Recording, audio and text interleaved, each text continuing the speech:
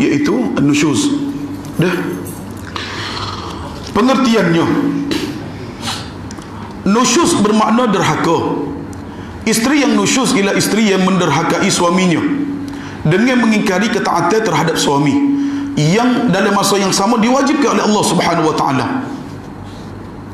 Sedangkan perkahwinan ni bila mana kita terima suami tadi setuju, kita dah tanda tangan proses nak boleh menikah lama mana, maknanya kita bersedia untuk memberikan ketaatan kepada suami dalam perkara-perkara kebaikan. Itu maksudnya.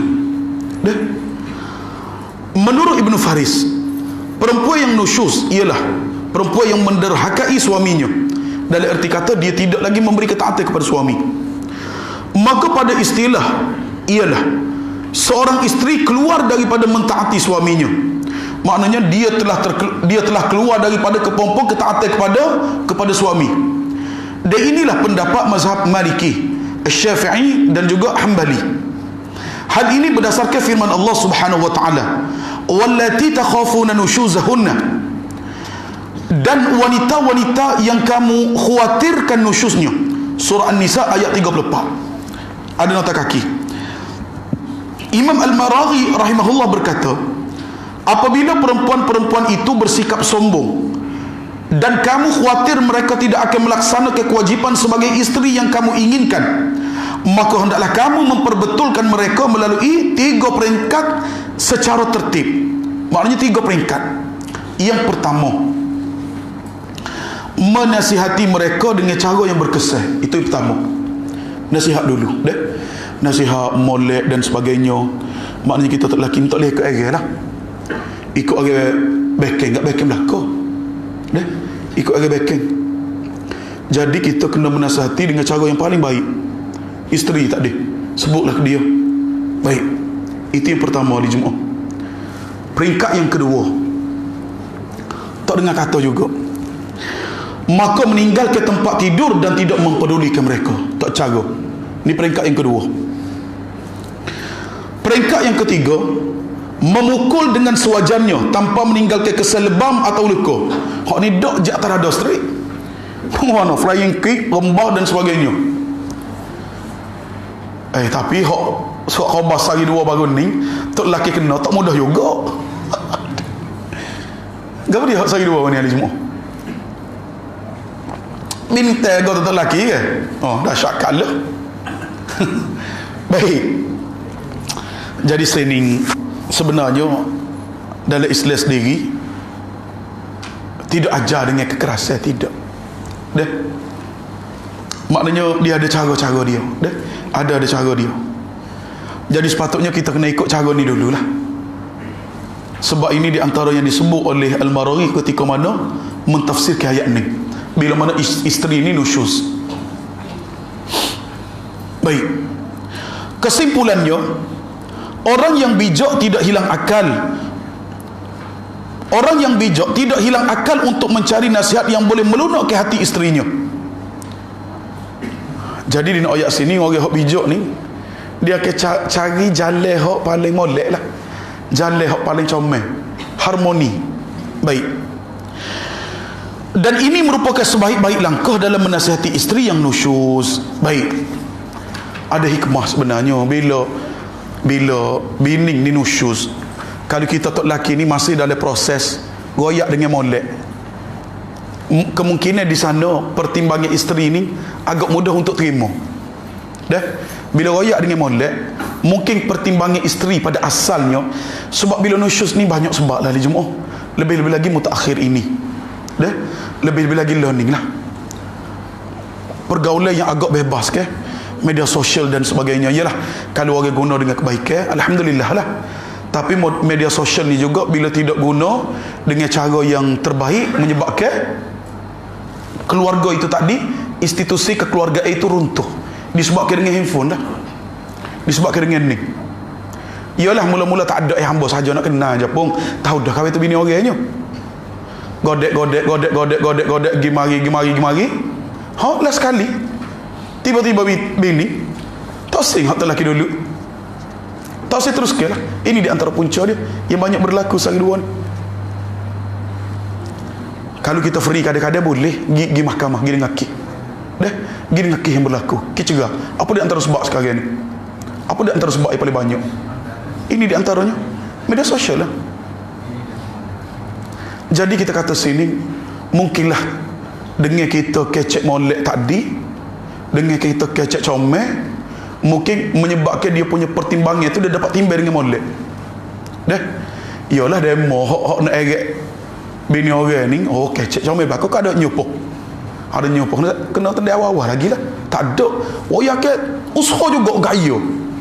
Untuk supaya demo minta cerai untuk lelaki. Ataupun paling tidak tebu talak.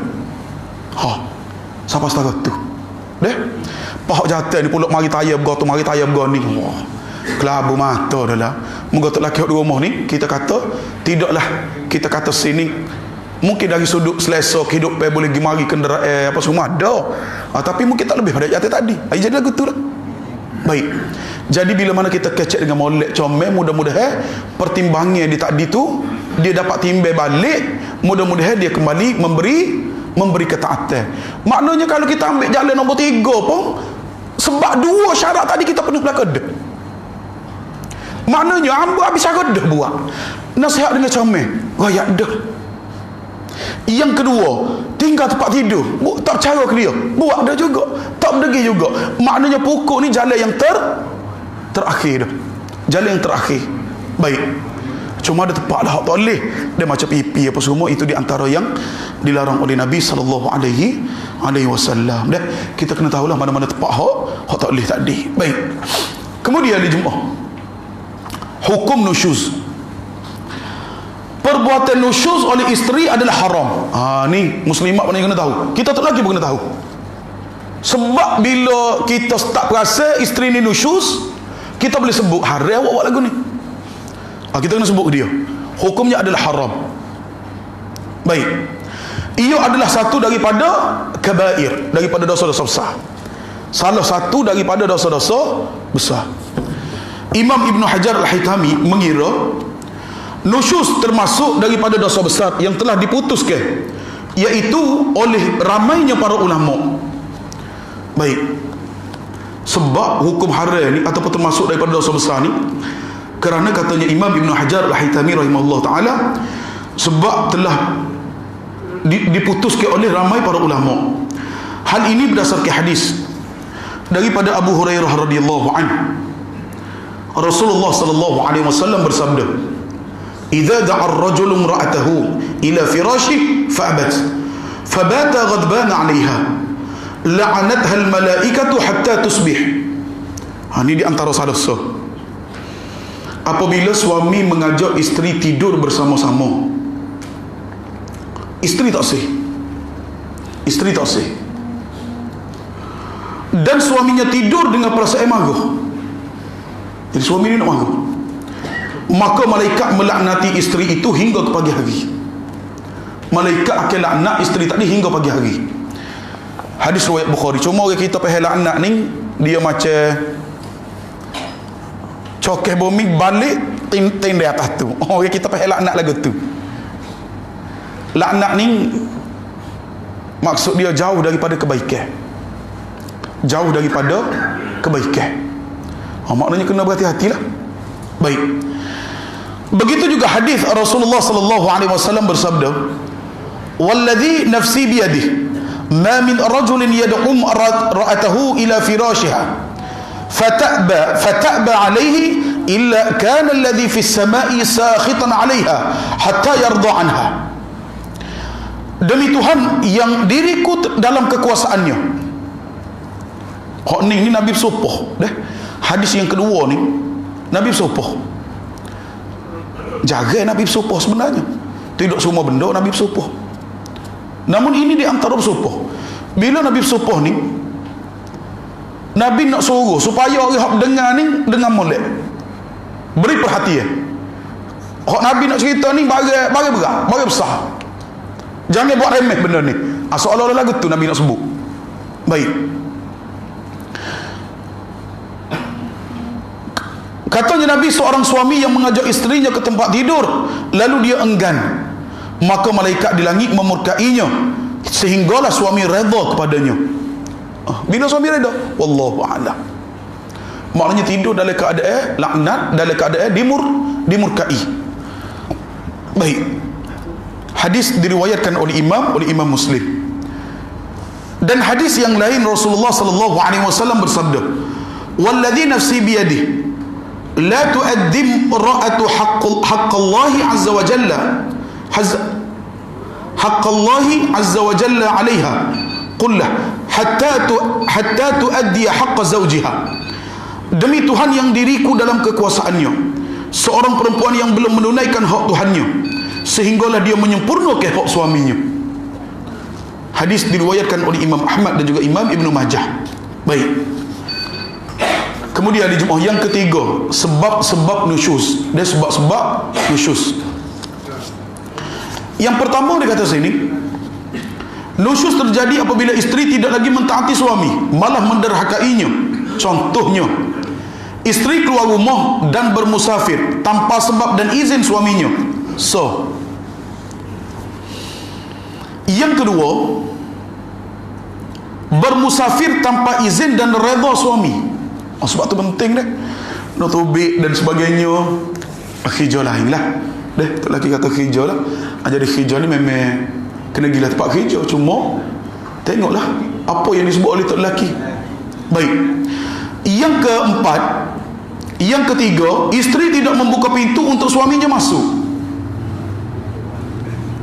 Bini kata tidak tanah malam ni beh.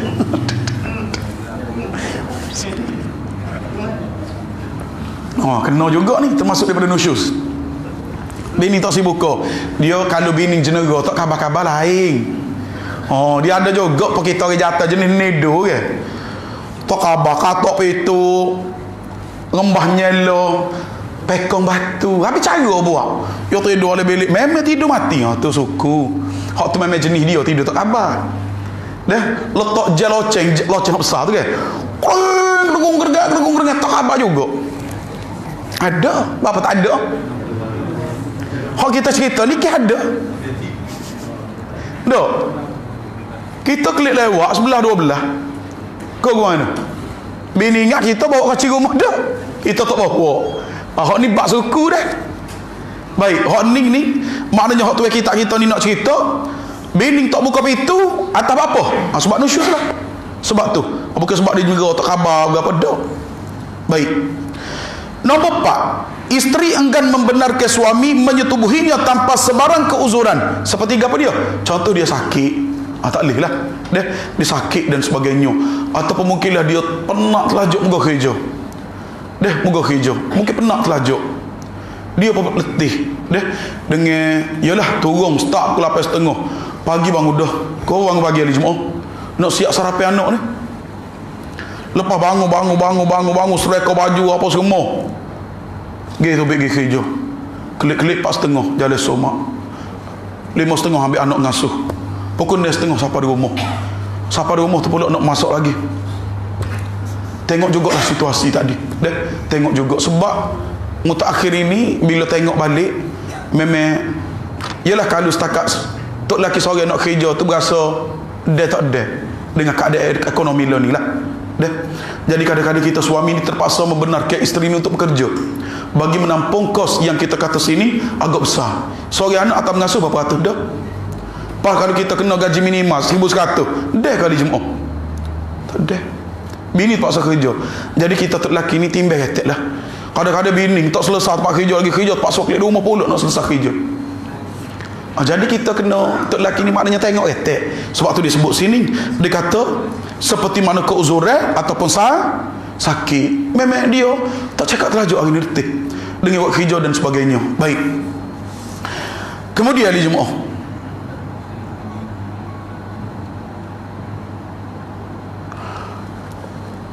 nombor 5, suami mengajak isterinya bersama tetapi dia tetap sibuk dengan tugasannya.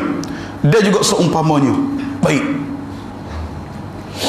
Ini termasuk juga maknanya hak ni dia sepatutnya lah bila isteri tak kerja dan sebagainya. Jadi sepatutnya dia kena ikhtiar lah masa untuk suami tadi. Yang kedua, kalau isteri tu yang berkerjaya Maknanya hak ni masing-masing pakat timbang rasa dalam bab ni. Masing-masing pakat timbang rasa. Contohlah kita kata sini, mungkin dalam seminggu tadi ada masa dia penat sikit dan sebagainya. Jadi kita kata sini pandai-pandai dah laki bini, dalam kita kata sini dalam masalah untuk berikan nafkah tadi kepada isteri dan isteri kepada suami. Baik. Kemudian ahli Jumaah, cara mengatasi nusyuz. Kita baca sikit lagi ahli Jumaah lepas tu kita uti insya-Allah. Apabila tanda-tanda nusyuz mula kelihatan daripada seorang seperti sikap enggan dan bermasa muka. Kita tok lelaki ni duk menikah dengan bini lama dah perasa dah. Bila bini nusyuz perasa. Sedangkan dia seorang yang berlemah lembut dan bermanis muka, ataupun suami menegur isteri, suami mendengar isteri menutur kata-kata kesat yang bukan kebiasaannya. Kita boleh rasa lah. Nate tu bik mana? Kalau tak je tobik pun. Ada ahli Jumaah. Ada. Dah.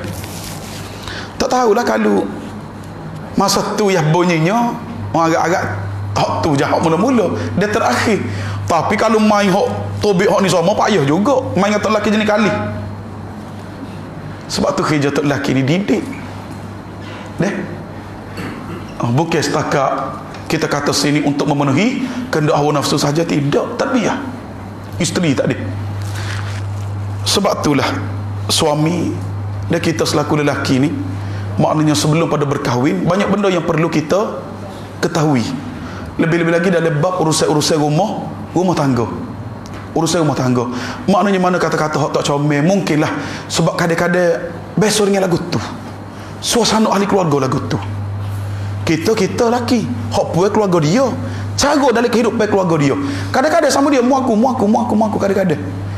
Hak kita duduk rumah duduk biasa saya, awak dengan muaku tu bunyi kasar dah. Sebab tu kalau kita tak laki ni maknanya tugas kita lah untuk betul, untuk tegur, untuk nasihat dengan cara yang penuh berhikmah. Bukan kita tok laki tadi bila nampak bini kita pelik ni kita haratak dengan kasar, tidak. Hak tu dia akan jadi kohor berat. Nak kita ni jenis panah. Dia jenis panah barat, itu lebih lagi. Baik. Maka suami sunat menasihati berdasarkan kepada kitab Allah Subhanahu wa ta'ala dan mengingatkan tanggungjawabnya yang diwajibkan oleh Allah Subhanahu wa ta'ala tentang perhubungan yang baik dan pergaulan yang mesra serta mengiktiraf martabat suami. Ni akhirnya suami dah ni. Dalam untuk kita kata sini menasihati isteri tadi. Suami perlu juga mengingatkan isteri tentang kemurkaan Allah serta balasan-balasannya dan sunat untuk mengingatkannya. Sunnah pula untuk tok laki sebutkan kepada isteri tentang bila mana Allah murka, apa dia punya akibat-akibat dia, supaya ada rasa gerun ada rasa gentar dalam jiwa isteri tadi. Rasulullah sallallahu alaihi wasallam bersabda, ayyuma imra'atin matat wa zawjuha anha radin dakhalatil jannah. Mana-mana perempuan yang meninggal dunia dalam keadaan suami redha dengannya, maka dia akan masuk syurga. Maknanya kalau tak redha, sebaliknya. Hadis riwayat Tirmizi dan juga Ibnu Majah. Sekiranya dengan pernyataan itu isteri-isteri kembali menunaikan kewajipannya, itulah yang terbaik. Jadi bila kita peringat dan sebagainya, maka isteri itu tadi dia menunaikan balik kewajipan, memberi balik ketaatan, itulah yang terbaik. Apabila isteri benar-benar nusyuz dan terus enggan, peringkat kedua, maknanya isteri ini nusyuz juga, royak dah, orang panggil tak pada cekuk ataupun tak berdegis, tak ada apa. Baik. Kemudian suami hendaklah meninggalnya sendiri di tempat tidur. Maknanya kita boleh asing ke tempat tidur. Ikutlah hari Jumaat nak tidur mana, tak apa belaka. Sekali orang jatuh ni kalau depan TV pun jadi.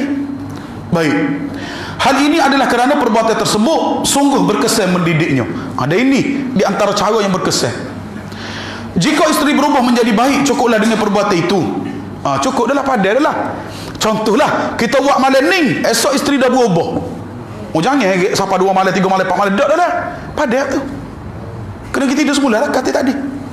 Dah. Takut kita ni heret pun lo. Nak ajar sikit, kita wis mula. Mana? Nak marah lajak. Bini jenis tak boleh hari itu sikit. Sebab dia berasa macam tercabar. Kelakian hamba ni terbakar. Oh no. Ya tayang ni. Baik. Jadi tak boleh lah. Bila bini dah beri ketaatan, kita kena beri balik dia punya hak. Tak boleh meneruskan perbuatan tadi. Baik. Kemudian sebaliknya, jika isteri kembali nusyuz dan terus ingkar, maka suami bolehlah memukulnya dengan pukulan mendidik tanpa mencederakan tubuh badan dan atau mematahkan tulangnya. Tak boleh siapa tu. Maknanya teh tu teh untuk didik. Ni juga di antara yang memberi kesan dia kepada wanita. Tapi janganlah kita black band ni. Kau mana? Tali finger teh. Siap-siap tobek tengah baju ni. Sepasal. Duk main game ni. Nyanyi. Kalau waktu sepatut kita atas di Filipina bagus ni. Sepatut. Jadi bini ni bukan tempat untuk nak karate apa semua. Dah. Cuma ini adalah pukulan yang mendidik. Tidak sampai meninggalkan kesan. Baik. Kemudian, namun bukan di bahagian muka. Macam kita sebut tadi lah. Hak tak boleh bahagian ni. Bahagian ni memang Nabi lagi khusus. Sebab tu kalau suka tinju apa semua ni, tak berapa setuju lah.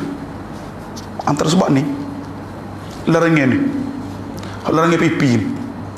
Zaman Nabi ada gusti.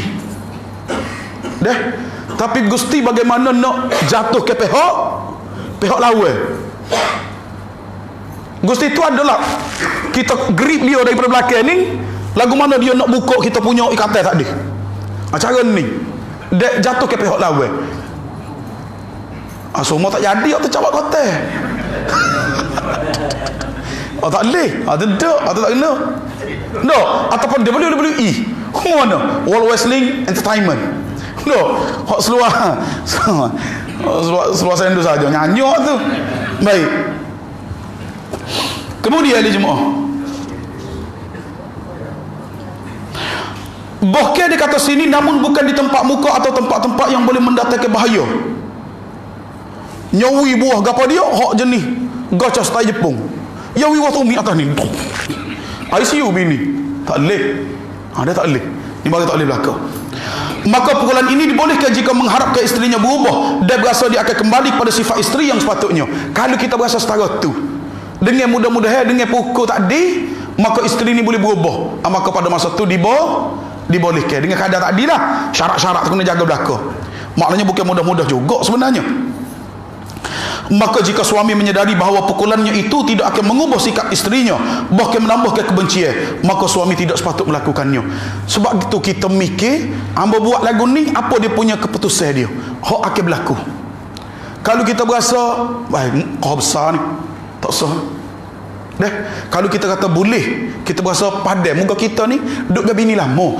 Jadi sebenarnya kita ni orang paling faham jiwa bini ni. Baik. Hal ini berdasarkan firman Allah Subhanahu wa taala, "Wallati takhafuna nushuzahunna fa'izuhun wahjuruhunna fil madaji' wadribuhun fa in ata'nakum fala tabu 'alayhinna sabila innallaha kana 'aliyan kabira." Iaitu bermaksud wanita-wanita yang kamu khawatirkan nusyuznya, maka nasihatilah mereka dan pisahkanlah mereka daripada tempat tidur mereka dan pukullah mereka. Ini 3 peringkat hak disebut dalam Quran.